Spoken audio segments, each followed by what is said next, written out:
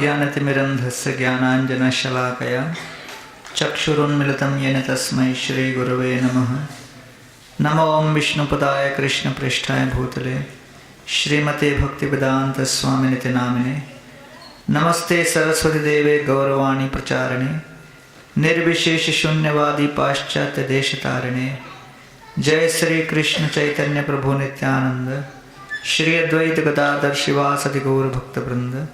हरे कृष्णा कृष्णा कृष्णा हरे हरे, हरे राम राम राम हरे हरे। यहाँ पर उपस्थित सभी मान्यवर अतिथिगण, देवियों और सज्जनों, आज मेरा परम सौभाग्य है कि आप सभी के समक्ष केशव सृष्टि के इस वैभवशाली परिवार के बीच मुझे निस्वार्थ सेवा और परमार्थ का मार्ग इस विषय पर कुछ दो शब्द कहने का अवसर प्रदान किया जा रहा है। श्रीमद् भागवतम के दशम स्कंद में भगवान श्री कृष्ण अपने ग्वाल बाल मित्रों के साथ श्री वृंदावन के वन के भीतर विविध वृक्षों का दर्शन करने के पश्चात उनकी ओर इंगित करके कहते हैं, पश्यदैतान महाभागान परस्यैकांत जीवितान वात वर्ष आतप हिमान सहंतो वारयंति न। कृष्ण कहते हैं कि देखिए, वृंदावन के इन वृक्षों का कितना परम सौभाग्य है। ये महाभाग्यशाली हैं, महात्मा गण हैं। एक दृष्टि से देखा जाए तो वृक्षों की कोई इस प्रकार स्तुति विरल ही करता है। और इसका कारण क्या कहते हैं? वात वर्ष आतप हिमान सहंतो वारयंति न परस्यैकांत जीवितान। ये वृक्ष महान है, प्रशंसनीय है, श्लाघनीय है, वंदनीय है, क्योंकि परस्य एकांत जीवितान, इन वृक्षों ने केवल परोपकार के लिए अपना जीवन सर्वस्व समर्पित किया है। और इसका परिचय कैसे होता है? प्रत्येक व्यक्ति मौसमों की आपातकालीन परिस्थिति आने पर समीपवर्ती वृक्ष को ढूंढता है। जब सूर्य नारायण अपने ओजस से हमें तपाए तो हम ढूंढते हैं कि वृक्ष के छाया में कैसे हम सुरक्षित हो सके। वृक्ष हमें आश्रय प्रदान करते हैं। वात वर्ष आतप हिमान सहंतो, और अन्य प्रकार के मौसमी परिस्थितियों में भी हम वृक्षों का आश्रय लेते हैं। मानव वृक्षों के आश्रय में अपने आप को सुरक्षित मानते हैं, लेकिन एक क्षण के लिए विचार और मनन किया जाए कि हमें ऐसे सूर्य के ताप से बचाते हुए उन वृक्षों की क्या परिस्थिति होती है। तो इसलिए भगवान श्री कृष्ण ग्वाल बाल मित्रों को कहते हैं, एतावत जन्म साफल्यम देहिनाम इह देहिषु प्राणैरर्थैर्धिया वाचा श्रेयः आचरणम सदा। कि प्रिय मित्रों, मनुष्य जीवन की यही सफलता है। हमारे मानव जन्म की सफलता क्या है? क्या धनार्जन है? क्या प्रतिष्ठा की प्राप्ति है? पद की प्राप्ति है? नहीं। देहिनाम इह देहिषु प्राणैर अर्थैर धिया वाचा श्रेय। जब हम मन, वचन और कर्मों से समाज के प्रत्येक व्यक्ति के लिए सेवा समर्पित करें तो इस सेवा भाव को ही मानव जीवन की सफलता माननी चाहिए। ये जन्म की सफलता है। तो भगवान श्री कृष्ण ब्रज में अपने ग्वाल बाल मित्रों को वृक्षों की स्तुति करते हुए उन वृक्षों के माध्यम से हमारे समक्ष इस बात को प्रस्तुत करते हैं कि वास्तविक जीवन की सफलता निस्वार्थ सेवा भाव के आधार पर जब जीवन जिया जाए ये वास्तविकता है। श्री चैतन्य चरितामृत में भी इस बात की पुष्टि की गई है कि प्रेम की परिभाषा क्या है। प्रगाढ़ प्रेमेर ए स्वभाव आचार, निज दुख विघ्नादिर नो कोरे विचार। प्रगाढ़ प्रेम का लक्षण है कि व्यक्ति किसी भी संबंध में हर प्रकार की कमी, अड़चन, किसी प्रकार का दुख, कष्ट, क्लेश इत्यादि सहन करने के लिए तैयार हो, लेकिन वो उस सेवा के संबंध को बनाए रखे। निज दुख विघ्नादिर नो कोरे विचार, जो अपने निजी दुख, विघ्न इत्यादि का विचार न करते हुए इस सेवा के प्रकल्प को बनाए रखे, ये वास्तव में प्रेम का परिलक्षण है। तो इसलिए हम देख रहे हैं कि आधुनिक मानव समाज में कई कारणों से स्वार्थ की भावना बढ़ती चली जा रही है और इस स्वार्थ के परिणाम स्वरूप स्पर्धात्मक वृत्ति बढ़ती जा रही है, तुलनात्मक वृत्ति बढ़ती जा रही है। और इस स्पर्धा का मूल कारण है कि अहंकार के आधार पर प्रत्येक व्यक्ति अपनी श्रेष्ठता प्रदर्शित करना चाहता है। वैदिक सनातन धर्म और उसके सभ्यता और संस्कृति के आधार पर प्रत्येक व्यक्ति अपने अहंकार का दमन कर अन्योन्य की सेवा भाव को और अधिक बढ़ोतरी देने का प्रयास करते थे। लेकिन आधुनिक समाज में ऐसे सेवा भाव को क्योंकि बढ़ावा नहीं दिया जा रहा, आधुनिक शिक्षा प्रणाली के अंतर्गत शिक्षा प्राप्त करते हुए लोग भी इस स्पर्धा के अंतर्गत आ जाते हैं। ये मैं हमेशा स्टोरी सुनाता हूं। बॉम्बे में 5 स्टार होटल है, होटल प्रेसिडेंट। वहां पर भोजन करना हो तो बहुत अधिक मात्रा में धन देना पड़ता है। होटल प्रेसिडेंट के ठीक सामने एक ठेले वाले ने वड़ा पाव स्टॉल लगा दिया और उसका नाम दे दिया होटल वाइस प्रेसिडेंट। और उसका विज्ञापन ये था कि अगर प्रेसिडेंट में ना जा सको कम से कम यहां तो आ जाओ। तो समाज में हम देख रहे हैं कि लोगों का ध्यान स्वार्थ से प्रेरित कार्यों में अधिक लगता जा रहा है और इस स्वार्थ का परिणाम यह हुआ कि प्रत्येक परिवार में तनाव बढ़ रहा है और इस तनाव के कारण संबंध स्खलित हो रहे हैं, शिथिल पड़ रहे हैं। और पूरे विश्व भर में देखा जा रहा है जैसे अमेरिका जैसे राष्ट्र में लगभग 1000 विवाह में 500 विवाह डिवोर्स में परिणत होते हैं। एक लेक्चर में दे रहा था ओहायो एथेंस अमेरिका में। वहां पर एक कॉलेज में लेक्चर दे रहा था। लेक्चर के पश्चात एक स्टूडेंट से मेरी बात हो रही थी। वो छात्र मुझसे हिंदी में बात करने लगा। मैंने कहा देखने में तो आप अमेरिकन लगते हो, हिंदी कैसे बोल रहे हो?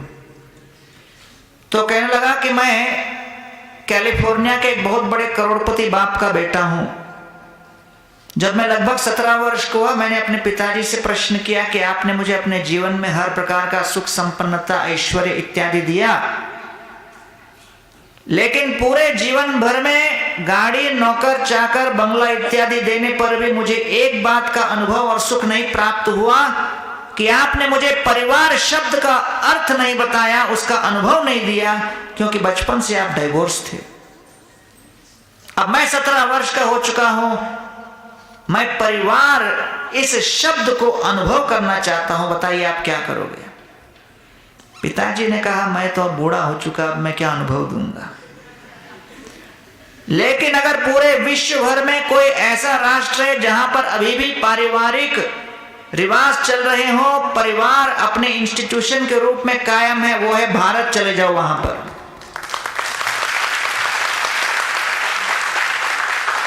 तो अपना फ्लाइट पकड़कर भारत में आए और जाकर एक धार्मिक शहर में एक परिवार से जाके निवेदन किया कि कृपा करके आप मुझे अपने परिवार का सदस्य के रूप में सम्मिलित कर लो।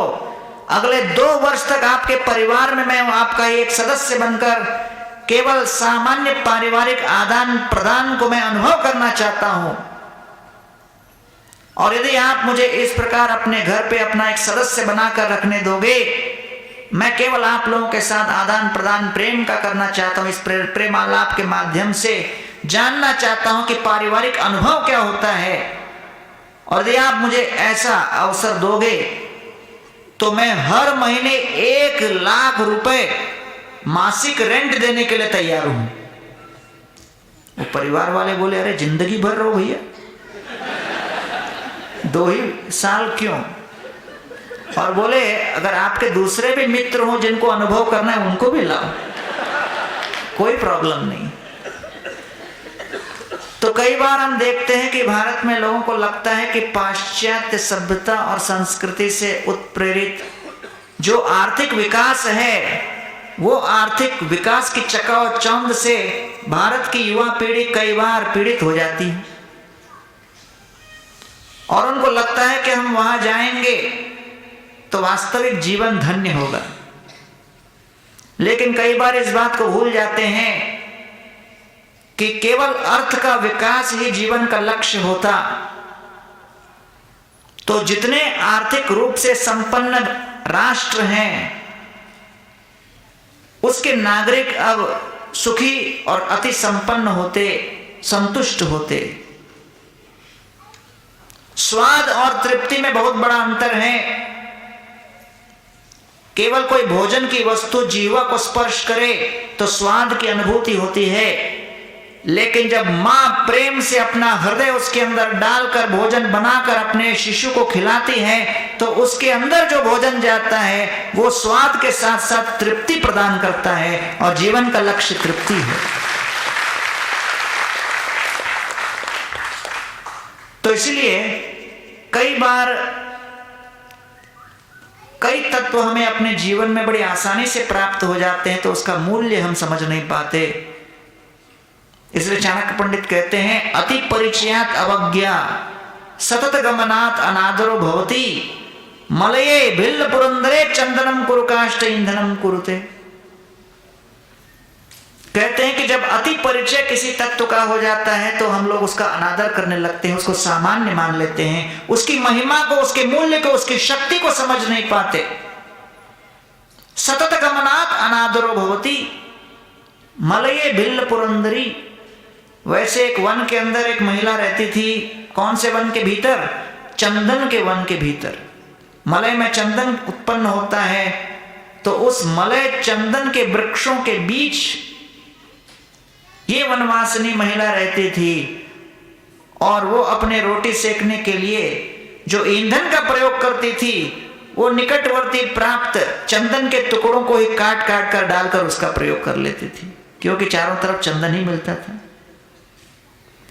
उसी प्रकार हो सकता है आज के समाज में लोगों को लगे कि अगर भारत में हमको कुछ प्रगति करनी हो तो फिर ये परिवार और ये पारिवारिक प्रेम और इन सब बातों का क्या लाभ। लेकिन हम देखते हैं कि जितना अधिक पाश्चात्य सभ्यता और संस्कृति आर्थिक विकास कर रहा है उतने ही वेग से सामाजिक दृष्टि से वो टूट रहा है, और इसका परिणाम यह है कि लोगों के अंदर असंतोष है, मानसिक रोग बढ़ रहे हैं, आत्महत्याएं बढ़ रही हैं। और इसलिए हमें यह नहीं सोचना चाहिए कि पाश्चात्य देश से आए हुए आईपैड और आईपॉड और आईफोन इत्यादि का परिणाम सामाजिक रूप में नहीं आएगा, वो आ रहा है। प्रतिदिन भारत में 300 के ऊपर लोग आत्महत्या करते हैं, जिसमें 25 साल की आयु के नीचे लगभग 145 युवक युवतियां आत्महत्या करती हैं। और ये मानसिक रोग वास्तव में हमारे बढ़ते हुए स्वार्थ के परिणाम से ही हो रहा है, उसका यह सूचक है। इसीलिए कहा गया है अगर जीवन में सुख चाहिए तो दो बातों की आवश्यकता है, ग्रैटिट्यूड एंड सर्विस एटीट्यूड, कृतज्ञता और निस्वार्थ सेवा भाव।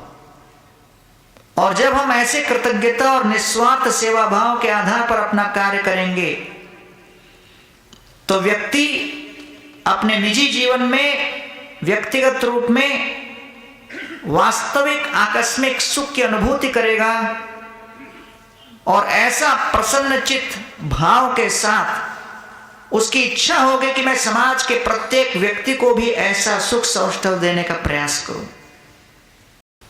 तो इसलिए महाभारत के युद्ध भूमि में अर्जुन और दुर्योधन एक दूसरे के समक्ष खड़े थे। युद्ध कौशल में दोनों निपुण थे, दोनों अपने अपने क्षेत्र में बड़े प्रवीण थे। प्रशासन की दृष्टि से दुर्योधन के अंदर कोई कमी नहीं थी, दुर्योधन के राज्य में पूरी तरह संपन्नता थी। नागरिकों की ओर से दुर्योधन के प्रति किसी प्रकार का कोई कंप्लेंट नहीं था, कोई उनके मन में म्लानी नहीं थी। लेकिन सबसे बड़ी समस्या यह थी कि दुर्योधन के मन में पांडवों के प्रति ऐसा द्वेष था, स्पर्धा का भाव था। दुर्योधन जिस व्यक्ति ने अपना संपूर्ण जीवन एक गलत कार्य के लिए युद्ध करने में लगा दिया, वो है Duryodhan. One who spends his whole life fighting for the wrong cause।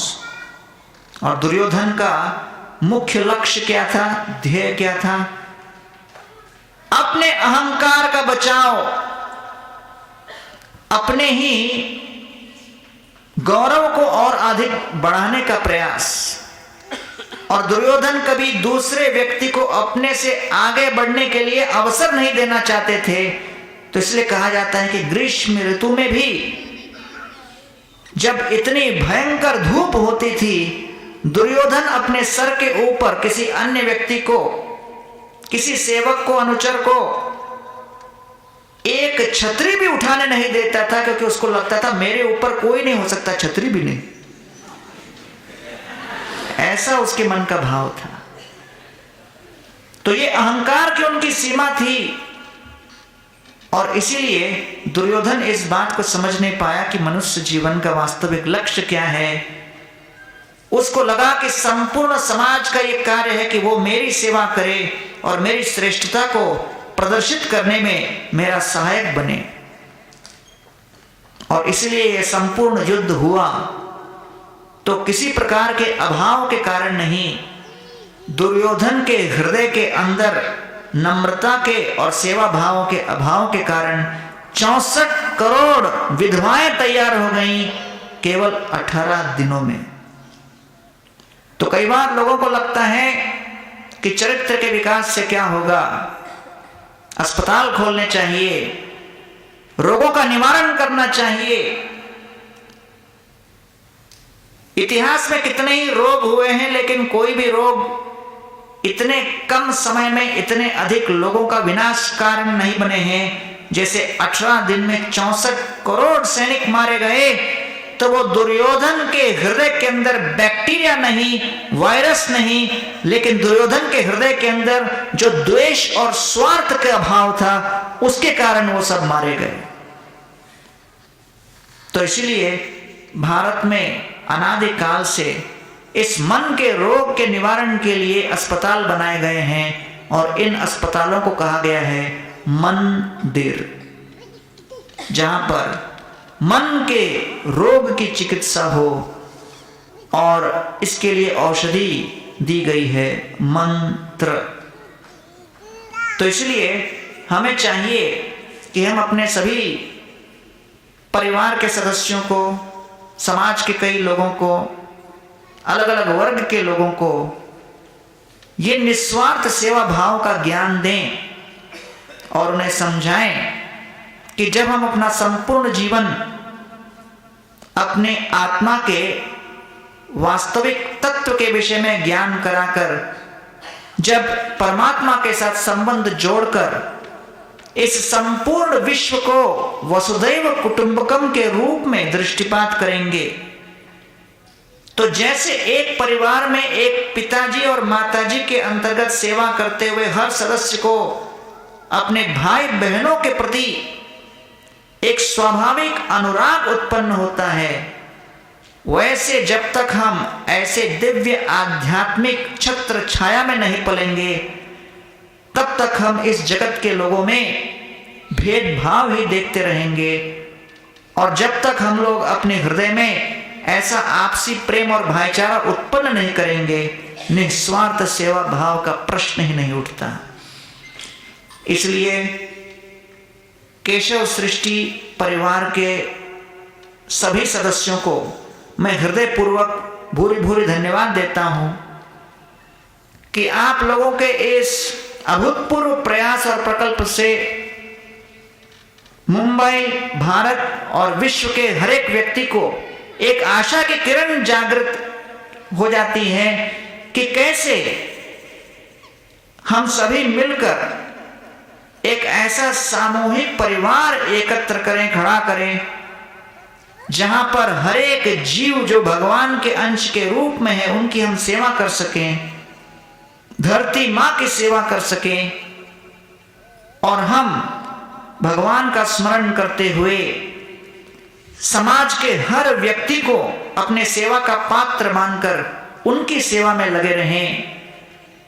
और इस महान कार्य के लिए मैं आप सभी को हृदयपूर्वक धन्यवाद देता हूं, कृतज्ञता व्यक्त करता हूं, बधाई देता हूं और आशा करता हूं कि आने वाले पीढ़ियों में केशव सृष्टि परिवार के और उनके प्रयासों में दिन दूनी रात चौगुनी बढ़ोतरी होते रहे।